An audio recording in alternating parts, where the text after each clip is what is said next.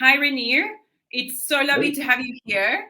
I consume a lot of your content. I'm part of your circle, and by circle I mean the app for your community that you have. Yes.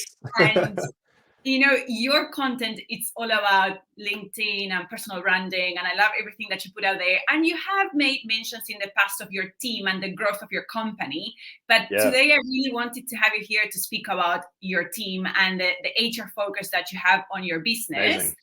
So just a little bit, maybe for an introduction. I don't think you need one, but let's just, who you are, what you do, and a little bit about your company, the size compliments, and we'll take it from there. Fabulous. Thank you, Rose. Really appreciate the time and just the energy behind this and getting us here. Thank you for inviting me to this. Really appreciate that. Guys, I'm Renier Lombard. I'm the MD of FDC. We're a personal branding and digital agency based here in South Africa. We work with predominantly international clients.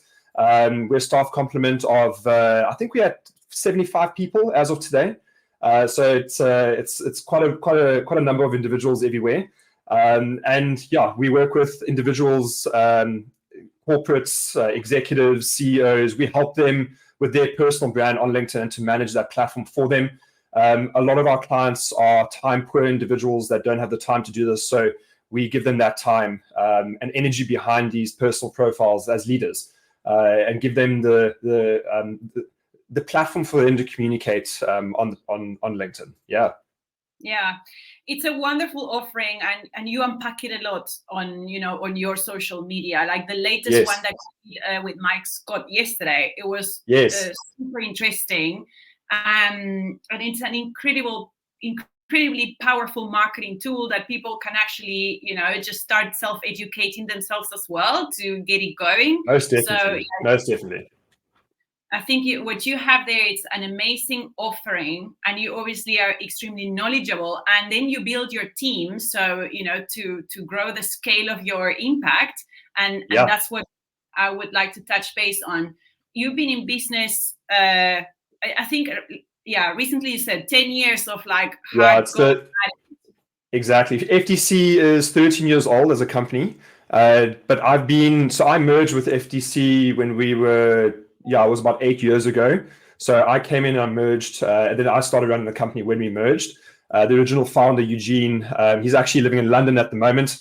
I've been on this journey for a better part of more than a decade. I started my first business when I was 23, 24 here in Cape Town. First official kind of business. Yes, and you mentioned as well that you obviously started with a very a tight team, right? Yeah. And in 10 years, you have scaled the companies to 75 staff members. So I want to hear a little bit about that road. I'm sure that you growth spurts and a need to recruit a lot. You have also been through retrenchment exercises. If I recall, a little bit of how that growth has gone. I'd love to hear that. So when we merged, it was only two people, myself and Eugene. We were two one-man bands. So the company literally had no employees. All right. When we merged, we decided, let's build this agency. So we started hiring individuals, got an office in town. We then got to a point that we had 8, 9 people in the company in a little office there in Cape Town. Unfortunately, our hiring process was not where it should have been. We hired the wrong people. We hired a few toxic individuals that kind of diminished the client work that we had and the quality. And we had to go through a retrenchment. We lost a lot of clients because of these individuals, and also staff because of these individuals. Big lessons learned from a hiring perspective. And we went through a retrenchment. We literally went from 10 people to 3 within a space of a day. It was the worst day of my life. I'm not gonna lie, it's the worst thing that you can do. But what I did is I actually helped a few individuals that we let go start their own businesses. And a few of them actually run big companies now because of that push and that help. We went from having a full-time staff to outsourcing to them and outsourcing to freelancers. So we were at a size, we shrank to a core 3 individuals.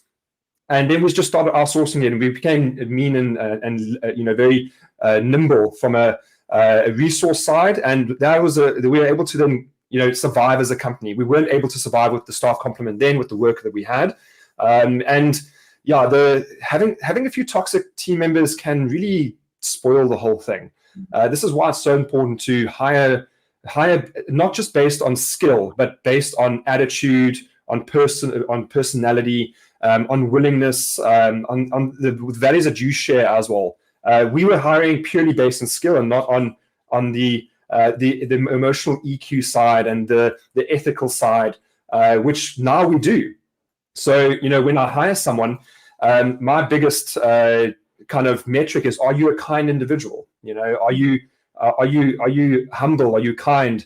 Things can be taught, skills can be taught, but I can't teach you to be kind to individuals. And all businesses, some businesses are all about, very hardcore driving, just metrics and figures. But we're not that kind of company. I want to make sure that the people that work within the company and the culture are just amazing people that want to help and want to see people grow and want to contribute, not take away from the system and be selfish and certain things. So yeah, one of our biggest metrics is, are you a kind person? And if you are, then we can help each other. Yeah. Yeah, I hear what you're saying. And I think, I actually mentioned it yesterday in one post on LinkedIn, that the recruitment process sometimes can be a little bit almost short to really get to know someone and know if that they're the right fit.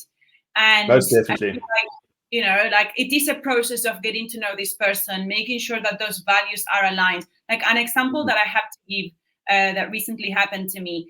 For me, being customer service oriented is really important. And what I mean by that is that if I receive communication from a client and I identify there's something like a pain point or something that we can definitely leverage, work on to make sure we're providing the best service possible, and my staff member missed it, then I need to have a talk with them, because that is what built my business. The fact that I was able to identify these pain points people are going through in the people experience as they grow their teams, and preempted it to them, so then they go like, I feel heard. So if my staff member cannot have that same level of understanding the client, then we're not aligned. But it can be taught, right? If they were to say, okay, and then not do, and then you go like, we're misaligned here. This is an approach now.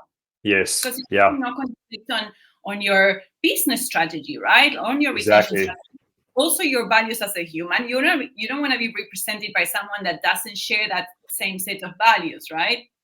Yeah. So I mean, when we were 3 people after this retrenchment, and we then started growing again. We started getting more business in. I then stumbled upon this LinkedIn strategy called social selling, and I was able then to find business around the world to come into the agency. Then we started hiring 1 or 2 more people.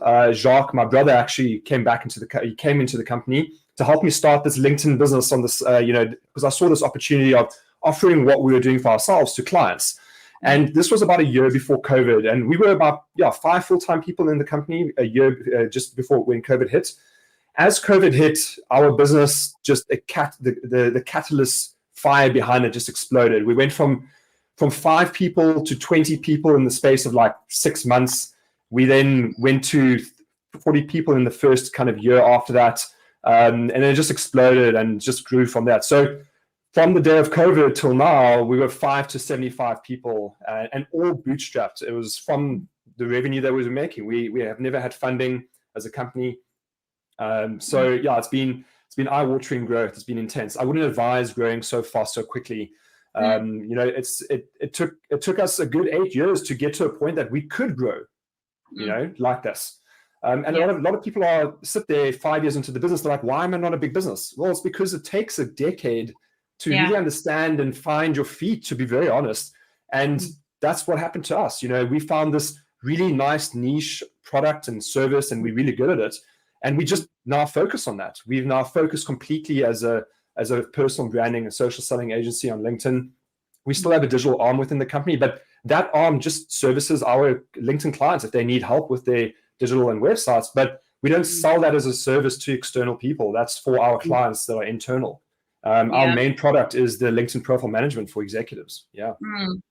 And when you went through that first growth spurt that got you to your 20 employees, I'm sure there was some work there to be done in terms of, cool, we have this great product offering, but now we need to almost like the organizational design, like who will do what tasks. Exactly. Is it that a 9 to 5, full-time role, or do we have?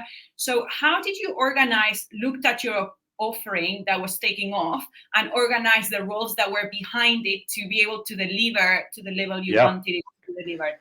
So two elements here, really. If you're going to scale as a company and you're going to scale fast and you don't have all your processes and systems in place, you have to build those. And those come with time. You won't be able to have that immediately. Things happen. You lose a lot of staff and you lose a lot of clients because you don't have all your systems and processes in place as a company yet. So the person that you hire now, if you are building and scaling, your systems are going to look very different in 6 months' time. So that person that was hired 6 months ago was not used to all these things that they have to do now 6 months later. And that also causes a lot of uncomfortability because it's not what they thought it was. So you churn very high from a staff perspective because they weren't used to it. Now we have hardly any staff churn because we've got to a place that we've built the systems and processes and we know what we need to do. But to be honest, we didn't know what we were doing in the beginning. We had to go through a lot of mistakes. And this is where coaches came in and helped us really, figure out what we needed. We engaged with quite a few individuals to help us, right, this is the kind of person you need. This is where you're going. We had an HR individual come in, look at our organizational design, our contracts, everything. So as you grow up, you have to do these things. You have to put these systems and processes in place because at a larger company, you can't be as one person involved in everything. You have to make sure that it can run without you physically there on a daily basis. And it's a big challenge. Staff, clients leave by the buckets load. It does happen. And I think the challenge there for the founder is that you know what needs to be delivered, and when you know that you are on trial mode and testing things, there is that knock-on effect where clients leave because that expectation, and that hurts because 100%. You know that you have a promised delivery that because of the growth that you're experiencing is so it takes a lot of time, I guess, invested in meeting with your employees, training them, and as you said, getting advice from people that have the journey. Most definitely. So I'll tell you a little story as we started this journey of scale. So I think we're 15 staff in now. At 15 staff, you have to start looking at a few things, and it starts getting a bit more complicated. 15, 20 staff into it. We met with one of the founding members of Investec. He wasn't a shareholder. He was one of the team members that started when they started. And he said to us, and we told him this journey we're going on and the scale, and he said to us, guys, Investec, the first 5 years of when they started was chaos. It was shocking. It was horrible. They lost every client. They didn't know what they were doing. It was complete anarchy, right? You look at Investec now, you're like, wow, this is a nice company.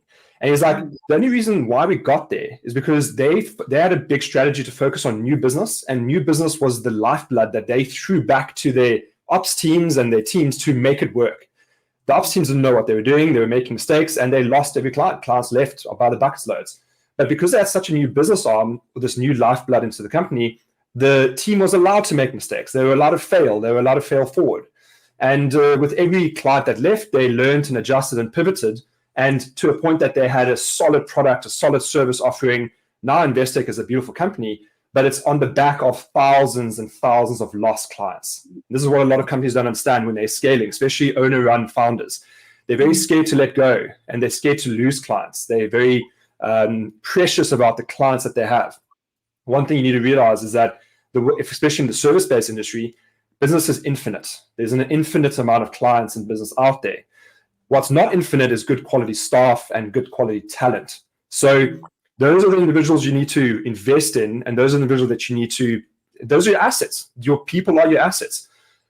Clients can come and go. They're here for a short space of time. They might be here for 6 months, a year. They will leave eventually. Every client leaves. A lot of businesses need to understand this. They're not there forever. So we had the same strategy. We invested so much in our new business that our team can fail. They can make mistakes. They can mess up. But what I say to everyone when they start with us is that I'm a very big advocate of accountability. And if you do mess up, you put up your hand and you say, it was me, guys. I messed up. I will account for it. I will change it. I'll fix it. And that culture of It's okay to fail. You can make mistakes. You will lose clients. But just make sure that you learn from all those mistakes so that you don't do it again. And next time you will be a better individual to service the client. We have this metric internally that if a new account manager comes in, now our account managers are pillars in our business that manage up to 30 clients. A good account manager only becomes a good account manager once they lose 30 clients. It really is. And I say this to account managers, I'm like, be prepared to lose a lot of clients because you don't know how to manage these individuals until you start doing it. And people are like, but I don't want to lose clients. I'm like, focus on not making mistakes. But if you do make mistakes, it's going to happen. Just learn from those. The nice thing is that new business is not a problem for us. We have a lot of new business coming in, and we have waiting lists. We have the new business side is what we've been focusing on to make sure that the team, and this is how we've been able to scale so fast, is give the team enough room to expand, challenge, do different things. And with that comes mistakes, but then that's how you find out what works and what doesn't work. And unfortunately, a lot of small businesses don't do that. They don't focus on new business. They focus on maintaining the business that they have. And then they don't let go and hand over to the actual team members that should be making mistakes. Because it takes 30 clients in of loss to understand how to run something. And I say this to all founders that want to scale, be prepared to lose a lot. I hear you. I think that's exactly, because there's that fine balance as a founder. You want things to go right, but if you don't let go of that and let people take the reins and try them and find their own ways of doing things, because it's not necessarily going to be your way, but if the outcome is achieved. And I think that what one is used to when you start a business is, again, you have this ideal vision of how things should go. And when you go into growth, there's chaos and things are not in order. And I think that process is a little bit difficult to let go of. But then you see the benefit on the other side, as you said, where you have a trained team that is now delivering just because you allow for that process to unfollow. And I think where it's really interesting, what you mentioned there is that after having done a lot of, like having had the experience on the growth process, you can now actually derive conclusions to say, 30 clients, there will be mess ups, but then after the 30th, we know they come right? So it's reassuring, almost like with lead generation as well. From 10 new clients, you retain 2 at the rate that so when you know those numbers from the business, then it's reassuring because now you have a machine working for you and you're just kind of like, looking how great. Yeah. It's uncomfortable. It's exceptionally uncomfortable because you build relationships with clients and they do leave, and your team does mess up. But knowing that every small mistake is that small step to success and to ultimate good service quality. And with it, your pricing changes. The better you become, the better your services become, your pricing increases. We didn't charge what we're charging now 3 years ago. It was exceptionally different. And granted, people didn't want to pay as much because the service level wasn't there. But now our service level is there because we're on the back of so much loss, so many mistakes. But we champion the mistakes. We're like, okay, this mistake, we'll fix this, we'll change it, we'll do it better. With the knowledge that business is infinite. We can find clients anywhere in the world. Our audience is global. We don't have to hunt anywhere specific. We can get clients anywhere, which is lovely. If you're a service-based business, you can do the same. You can work with anyone around the world, which is beautiful, especially in our day and age. Renier, you mentioned as well that the coaching that you have received, the business has received, and is something that you have instilled into everybody in your business, the coaching aspect. There's something with coaching that I experience, and I want to see how you feel about this. There's advisory, right? Like you mentioned now in Bestech, a story that someone told that it was inspirational, that you could draw conclusions to apply in your business. I do have something with coaching where it is like, if I have someone advising that's not willing to actually get it in action for me, to actually get it done, I almost take it with not a pinch of salt, but I'm like, advice. And I guess you will have people that have walked the walk. So then you obviously draw from their experience. But I do think when it comes to coaching, there is an aspect of, especially when it is maybe for the full staff complement, that it's okay, they're getting coached, they're getting advice, but someone that can actually implement with them and action with them. What's your take on coaching and that more like practical aspect of coaching as opposed to just inspirational coaching, to say it in a way? So it's a difficult one because there are two types of coaching. One where you can enable mindset change and how to look things differently and values and guiding and actually telling them what to do. I'm a big advocate of the guiding coaching. And to be honest, everyone, we are all professionals. We're experts at what we do. Well, we hope to think we're experts. You don't need someone telling you on a daily basis to do something. You need someone to help you with decisions, with mindset, with health. You need someone to help you think differently. I think that's what coaching for me is to help our staff and me, especially when I do my coaching, to think like this and not like this. Because when you're in business, we all focus on what we're doing and we don't think and look around. Coaches help you with perception and how to and because sometimes we perceive something like, oh, this is not great, and then they come in and say, actually, you know how blessed you are to have certain things, and it just changes that perception. Like, actually, you know what, I'm such a lucky person. I sit there sometimes like, oh, things are horrible because we lost this and we did this, and then the coach will sit with me over here. You have what millions want, and I'm like, damn, that is so true. It makes me so grateful. So coaches are there to help, I think, with perception, with mindset. You need to take action. You can't have someone else take action for you. And we don't, especially in the company that we have, we don't hire passengers, we hire drivers. And if you're a driver, you'll do well. If you're a passenger, you're not going to do so well. So our system and culture is all about driving and implementing and engaging and being that person that will, take what you're doing and take it to the next level. One book that helped us significantly, and I'll show it to you here. This is a book called Good to Great, and by Jim Collins. If you're scaling a company and you want to know how to do that, and just go and read this book. It really taught us that the right people in the right seat on the bus is imperative to the company succeeding. So when I get a coach in, and this is, coaches, when they coach our individuals, it's all confidential. Whatever they discuss is completely between them and the coach. And we sign NDAs. So my only mandate for our coaches is to make sure that our people are built up. So if they are the right people, build them up or build them out of that seat. Unfortunately, not everyone is meant to be in a certain seat. So if they're not meant to be there, let's find you a different seat. If there is no seat for you, then unfortunately you can't be here. And if you are running a company, if you have the wrong person in the wrong seat, it can do a lot of damage. There's a lot of damage that can be done. I've seen this in the previous reiteration of our agency. The wrong person in the wrong seat on the bus can delete the whole thing. So we're very quick to make changes if you're not the right person in the seats, and either we reposition or pivot that individual, and if they're not right for any position, they do leave.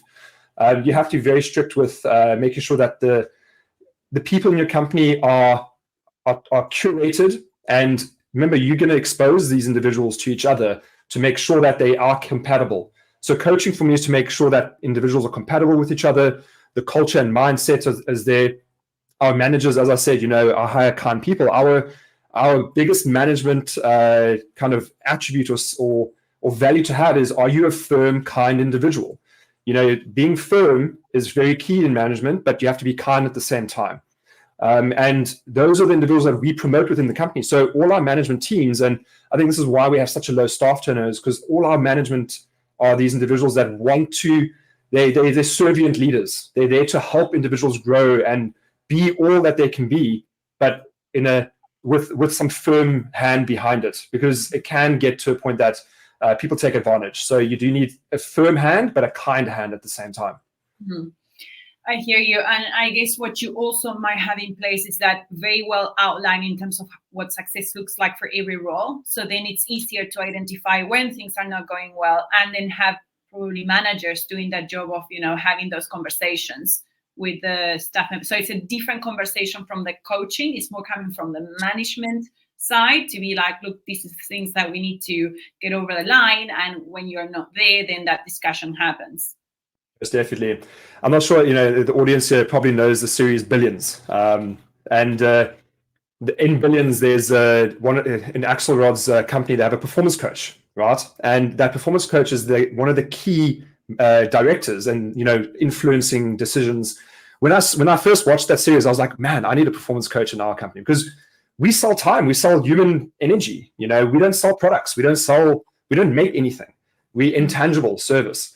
So the coaches that we have as well, they're performance coaches. They help our staff perform at the best level that they can, because that's where our real asset lies, is that time and energy behind the people. Yeah, I hear what you're saying, and that's a good way to frame it. Performance coaching, because at the end of the day, like what I love to do with some of my clients is, when I have my one-on-ones with employees, is very much say, what are we striving for here? What is the business trying to achieve with this?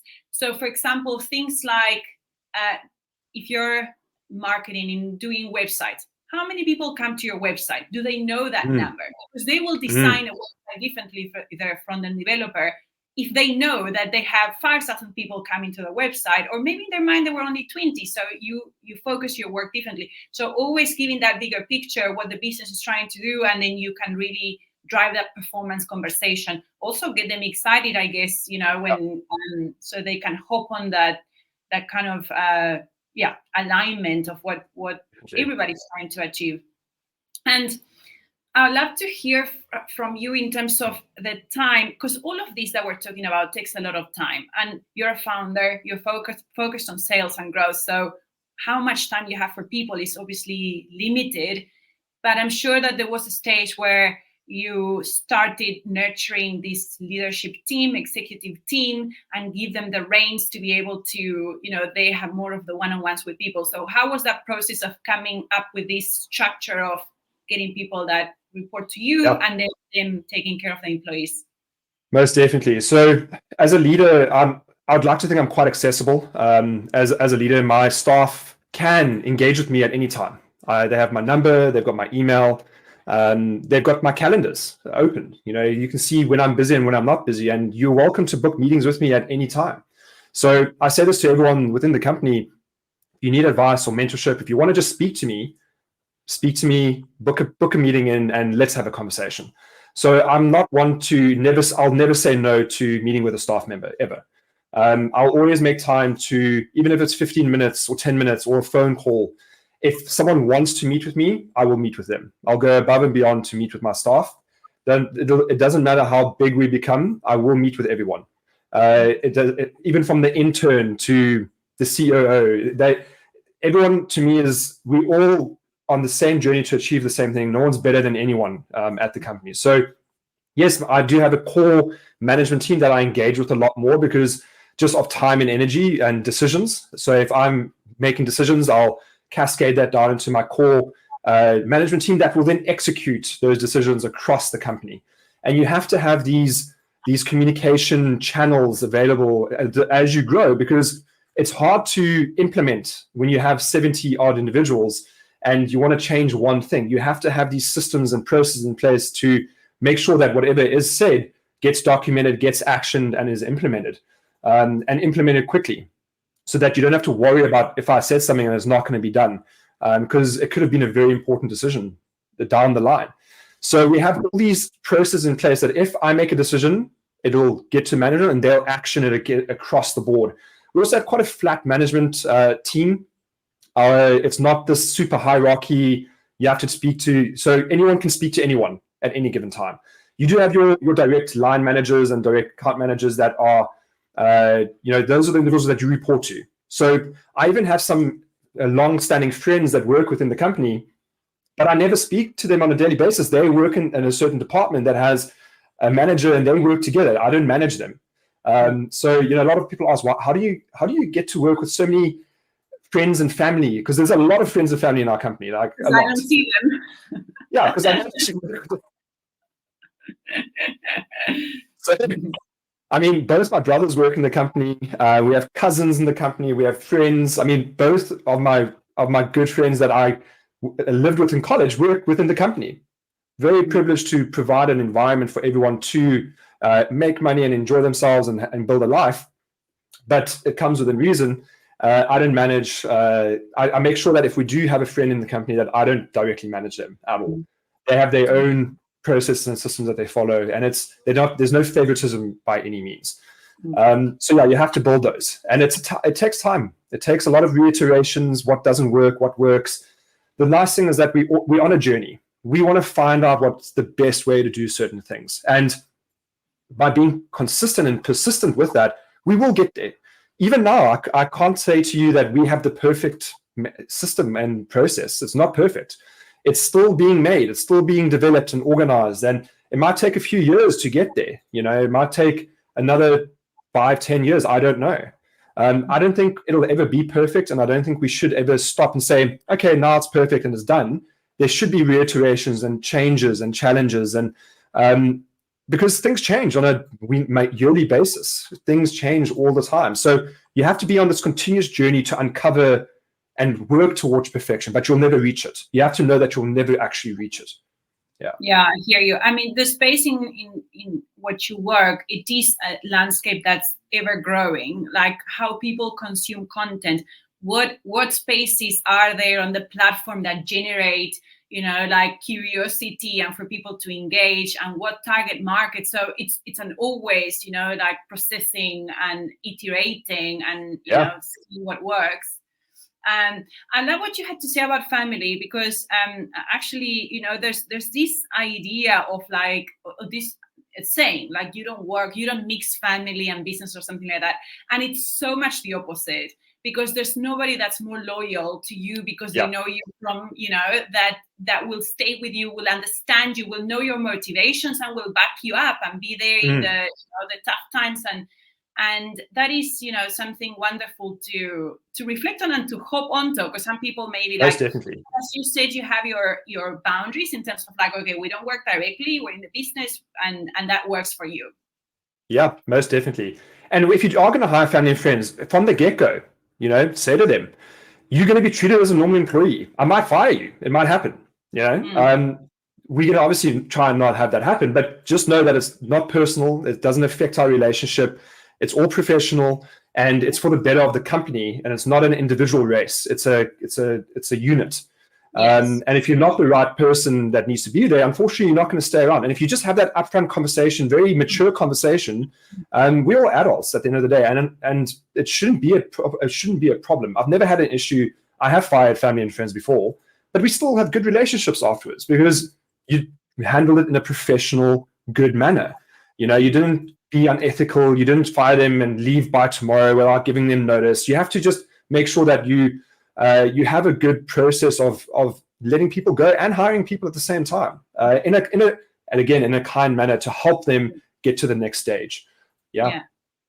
100%. I think that a lot can be done, and all that you need to be done will be done if it is done, with the right aim. As you said, it's what's best for the business. So if you put that into place, it doesn't mean that you're going to be ruthless or, do things that are not aligned with your company values. It's just that's what, the aim. And then, yes, we need to have those hard conversations and put it all out there. And when you operate like that as a company, then, all goes, right? As long as it's done with, as you said, you hire kind people. So it's going to be done with kindness. So you always end up reaching, agreement. When there's disagreement, it's like agree to disagree. Like, we know where we stand and we're going to continue with this. So you're never going to be in a bad kind of standing. Correct. So that's definitely the way to navigate the complexities of the people dynamics. When you have 75 staff members, you have been through them. You are going to continue going through them, but you have this modus operandi that allows you to just exactly. Yeah. Exactly. And you also mentioned you make yourself available to everybody, like the calendar is there open. Have you ever had those conversations that you go like, someone else could have handled that? And, when you look at the from a business point of view, does it make sense for you to be involved to that level of detail? How do you find that? So it's handled case by case. I mean, I had this conversation with one of my ops individuals, and they brought a problem to me, and I said to them, I said very nicely, this feels like the toast is burning in the kitchen. I don't need to attend to that. When the house is on fire, call me, then I will attend to it. If the toast is burning, someone else can manage it. You can fix it yourself, actually. I don't need to spend time doing that. And from then on, they only involve me when there is actual flames in the kitchen. So you can handle case by case, but also just making it known that, listen, this is actually your problem to fix. It's not my problem. I'm going to enable you. How would you solve it? How would you fix it? I'm also not here to fix everyone's problems in the company. Everyone has their. It's a management style to allow them to also, fix it, but then to fail at fixing it as well. You can't baby everyone and every individual, because then you rob them of that growth, to be very honest. So if you as a founder come in and just fix things all the time, it is robbing people of their growth. And you have to be very aware that, yes, you can fix it, but should you fix it is the question. And allow that individual to fix it themselves or to fail at it. And if they do fail at it, guess what? It's a lovely learning opportunity to not do that again. So you have to let go. You have to be not too precious about fixing everything, and actually allow and give the space to the individuals to fix it and to grow from it. Because by them doing it, they're actually like, wow, I could actually fix that. Now I can fix that again next time. But if you fixed it, you rob them of that growth. So as managers, we have to be very conscious of what we do and how we enable ourselves and what we actually give our staff, because I would love that person to become this individual that fixes everything, but the only way by doing that is actually doing it and failing at doing it. So don't be angry at them when they fail at it. Actually have a conversation. Why did it fail? Do you understand why it failed? What are you going to do different next time to make sure it doesn't fail? Those are the conversations you should have. That allows the individual and staff member to say, I can actually experiment and do different things and actually challenge and have this open mind, because I'm not going to be fired if I actually fail. It's actually a space where I can do things. And this is the culture that we have within the company, is I'm going to give you the full carte blanche to either make it or break it. And if you do break it, try and fix it and don't break it again next time. Obviously, we have certain things that are complete no-goes, within the company. But to be honest, I mean, we still make mistakes. A lot of people I make mistakes, our staff make mistakes, but everything's fixable. Everything can be fixed, and I think that's just it's a culture that we've built that really champion our staff to empower them. At the end of the day, that's why that's the kind of company that I want to work with and that's what we've built. Yeah, I love that, and I see these are the components that I'm seeing at FDC. You have that coaching mindset, like you yourself also, do it with the people, in your business. So you will walk them that journey with them through the thought process of how to problem solve. So then you let them be the ones that come up with the solutions. You're there bouncing ideas and kind of make them reflect on how things are going for them. What's the outcome of what they're doing? And then you also have this culture of autonomy. And I mean, you all work remote, so there's autonomy from not only doing the responsibility of tasks, but also time. So I guess, yes, you probably have to be online from, operating hours, but there's also a flexibility of like where from. 100%. And, So we don't have a clock watching culture at all. I actually don't care what time you start or stop. It's only going to either enable you or rob you of an opportunity as an individual. So if you are going to be that person that starts late and finishes early and doesn't want to go the extra mile, that's fine, but it's going to rob you of growth and it's going to rob you of opportunities in the future. So I say to everyone, listen, it's you in charge of your destiny. I'm giving you a space to create your destiny. And I think this also just growing up, my parents were they allowed us to do anything. Like within reason, they were there to guide, but they allowed us to just do. They didn't give a lot of restrictions. They said, go and do what you want to do, make your own decisions. And from a young age, I was making my own decisions and being accountable for those decisions. And my dad once said to me, like, Renier, your life is your life. Whatever you decide affects you directly. It doesn't affect me.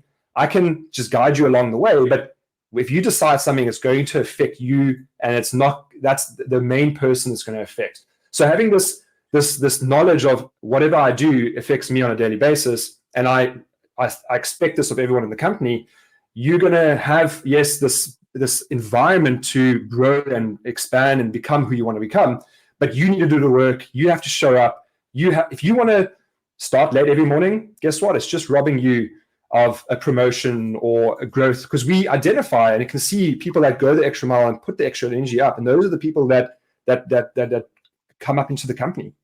Yeah. So it really, it's you. It's all on you. We can just offer you the environment. I hear you. So yeah, it sounds like you created the company with the principles of like the best company that you would work for, right? So you gave that experience to the people that, you know, are at FDC. And on top of that, I think that came from that mindset from you growing up that suited you really well, of like those main principles. Listen, you're building your own life. What you do has an impact on you. So, and that's what you use in your company, which is really interesting to think about, because you think, are other founders doing the same? Are they giving people the chances or the principles, the policies in the company that they consider are the most, you know, optimal way for them to function? So now they want to reflect it on their staff complement. It's an interesting one, because I think it is, if you think about it, still the lesser businesses operate the way you operate. We're still in a more traditional way, right? So you wonder, and your business has done extremely well. And I think there's a few components to that. You have a great offering, great timing for the offering, and then you couple it with this very, very nice, flexible way of working, very aligned to the future of work, I would say. So you seem to have all those components right. Yeah, exactly. It's very similar. I mean, if you a parent and you're going to coddle your children, helicopter them, you rob them of being independent and also growth. When they do leave the house, they kind of break down because they don't have this kind of someone watching over them completely. And it's the same with staff. You can't as I said, fix everything for them. You can't mollycoddle them at all times. They have to be independent individuals within a system, and they have to be given the opportunity to make their own decisions and fail at those decisions, because the only way to learn, to be honest.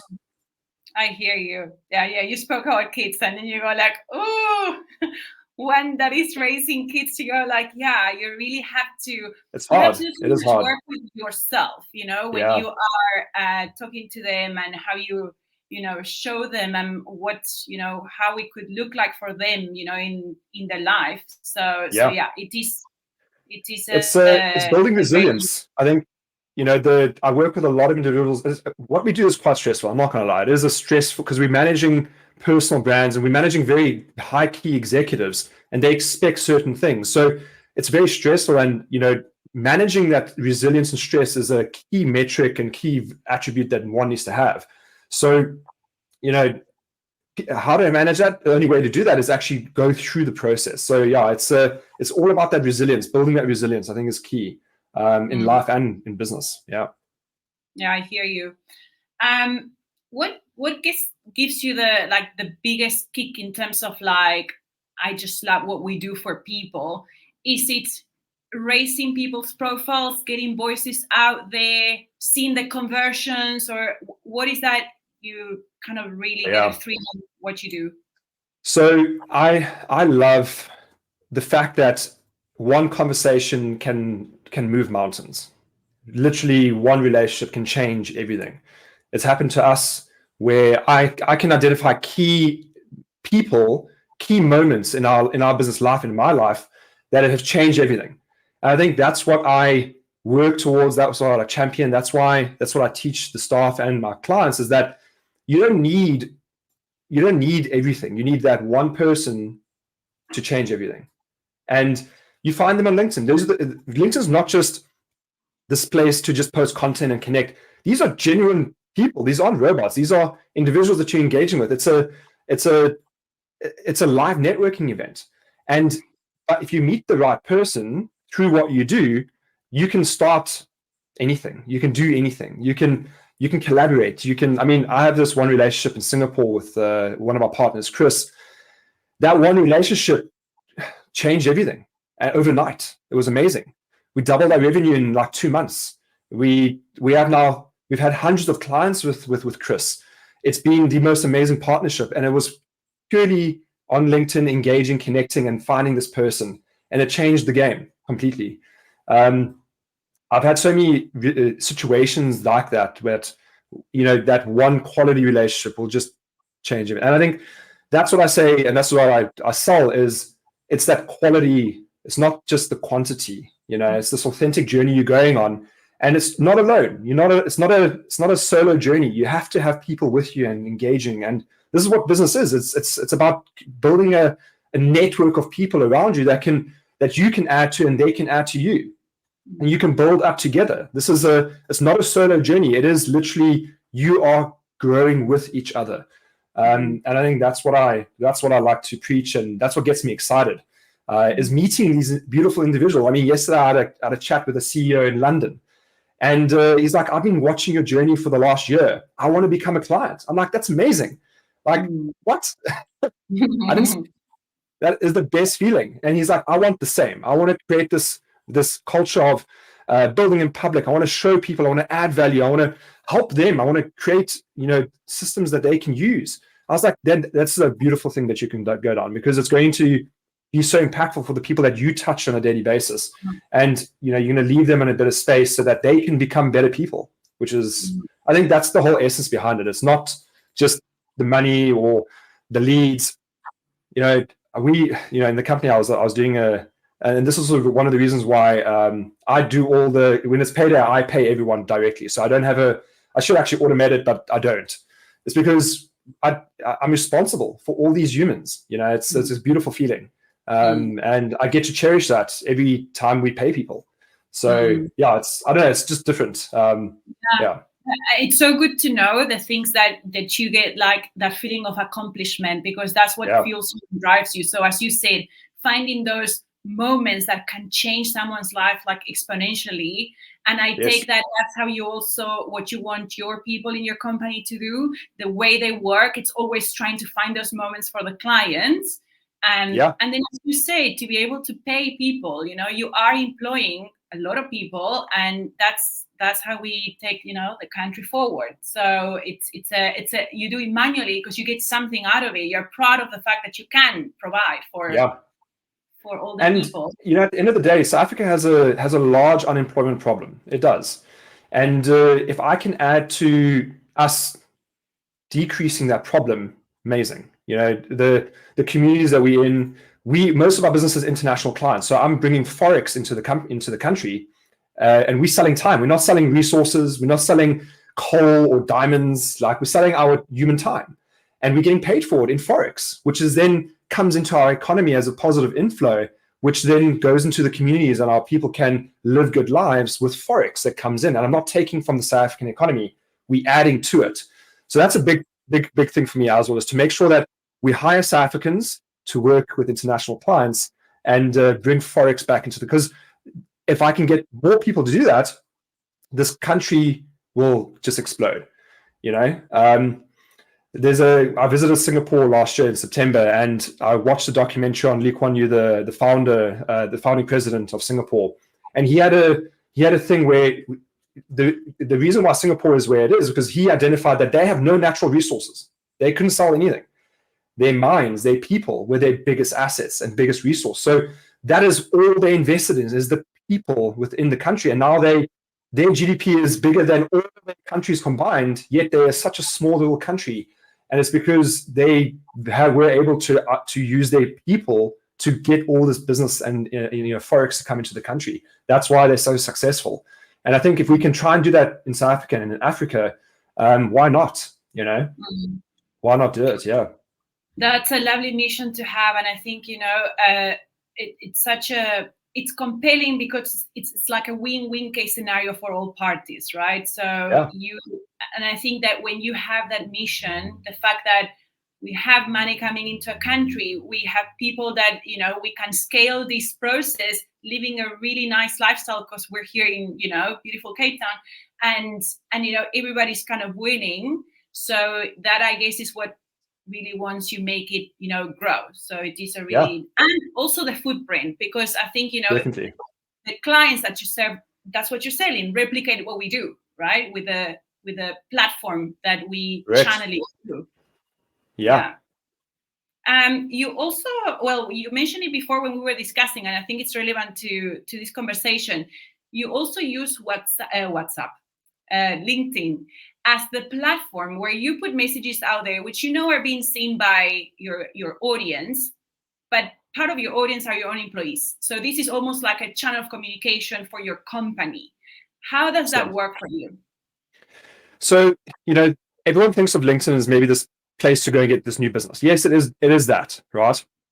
And so LinkedIn for me is more of a platform that I can engage our stakeholders, our staff, to create this image of, firstly, who I am, why follow me, and the mission we're going on. And the content I put out there, and this is what every founder and leader needs to understand, is that it's not just your clients seeing this, it's your staff. And if you're a CEO with 1,000 employees, you need to understand that they are looking up to you.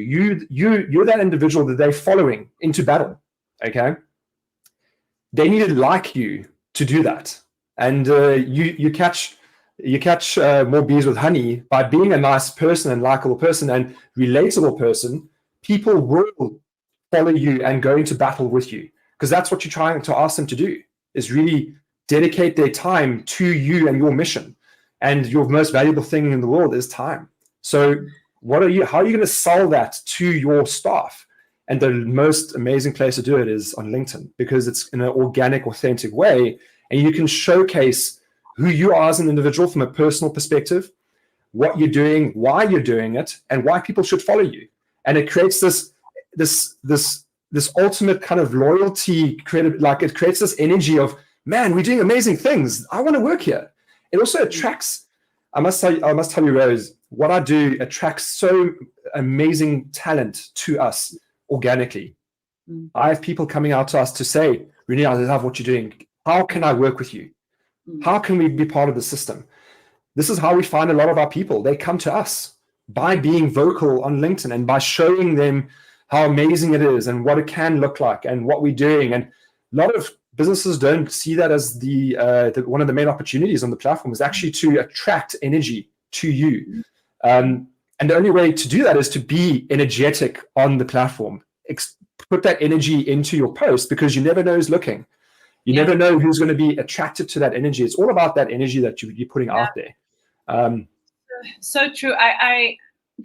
What I've seen in terms of the journey with LinkedIn is that you're obviously aiming to attract eyes on your post, business, and then what I've seen is that there's a certain level of like, I'm happy with what I have achieved, and then people sometimes, I think it's human nature, will tend to retract, like, cool, we got what we wanted, and then people maybe don't share much. But I think what's valuable of continuing, doesn't matter on what stage of your business you are at, if you feel like you have achieved success, to continue sharing, because you are also sharing that journey with other people. And as you say, people need to like you to back you. Exactly. And then if you look at what, let's say, success ultimate looks like, is that you're part of that public sphere where now you become like really public, right? So that's because you have been sharing that journey. So not to retract and be like, cool, this is what the purpose that it serves, and then go back to like, becoming more private. I feel like there is that knock-on effect on continuing, obviously within, whatever barriers you have of how much you share. But there is something to be said around giving, right? Continue giving yourself, because it comes tenfold, as you have mentioned. Most definitely. Most definitely. Yeah. And you can't force it. It's not a forced thing, unfortunately. You have to allow it to unfold. And if you are going to force it in a certain way, it's not going to produce the results that you want. This is why I said to everyone, this journey is a long journey. It's not a start today and 2 months in, it's going to be amazing. It's an ongoing journey that you take. But it's one that you need to stay consistent with. It's one where you need to know now, if you're going to be leading a company and if you are going to grow it, become consistent with the way you're doing things, how you're doing it.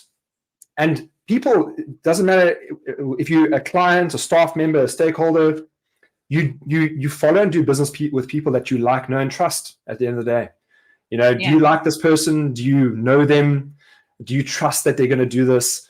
And trust is a big thing in business. It's one of the biggest assets that you can build up for years and years and years. And it takes years to build trust and credibility. So yeah, it's one of those things that you need to continuously work on. And I mean, and what's lovely is that LinkedIn is free. You don't need to pay a lot of money to do this. You can do it yourself. Like, it's not rocket science at the end of the day. Yes, what we do, you know, allows people to give that extra time. And, you know, a lot of individuals we work with are time poor individuals that are running big businesses, you know, but you can do this yourself. It's not unachievable. You can post, you can learn, you can adjust. And I created my own content for the first 6 years. Now I've got a small team that I work with to help me with content, and I send voice notes. But I did it for 6 years before that actually happened, you know, because now I'm a little bit time poor and I have people to help me. But the first initial stage is you can do it, you know, just show up. Yeah. And I think on the employee side, when they're looking at your, you know, what you're saying out there, and they follow your thought process, the things that you're going, you know, what you're experiencing, they walk that journey with you. Like, I disclose my revenue on LinkedIn, and what a wonderful thing because I'm obviously cognizant who is watching this, and my employees are watching this, and I just love the fact that I can share the journey with my employees in that way, where everything is out in the air, and then we get to build a story together. I think that is a really, you know, powerful tool. It's very interesting as well to understand, you know, the content that you put out there with whatever level of transparency you decide it's going to go out, the effects it's going to have on people, be it your employees, and also, you know, clients and people that want to work with you. It's a very, I think it really makes you think of people dynamics, right? Like psychology of how people work. And I think that can only boost, you know, your whatever you do in business, it can only really boost it. So that's another benefit of what most you definitely do. Most definitely. Great. Cool. I think, you know, Renier, we managed to unpack a lot of what I wanted to unpack, which is not so much obviously your offering, but also how you run your business, because you have a business that has scaled, and how you have kept it all together for your employees, for the growth of the business, the culture that you have built in your business. I must be honest, I think that a lot of the things that we've talked, people strive for, but not that have implemented with a big level of success. So you do have a really wonderful footprint of how to do business. And I think it's all because you have such amazing, you love your offering, and you have such an amazing alignment of how people love your offering as well, you know, this mission that you want to achieve. I think that really makes a big difference for you guys. Appreciate that. Yeah, that's fantastic. Thank you, Rose. Yeah. Thank you so much. Hope you have a lovely day ahead. Thanks, everyone. Hope this added value to your journey. And give us a follow on LinkedIn. We can engage there. But really appreciate the time being here. Thank you. Such a pleasure. Bye, Renier. Cheers, Rose.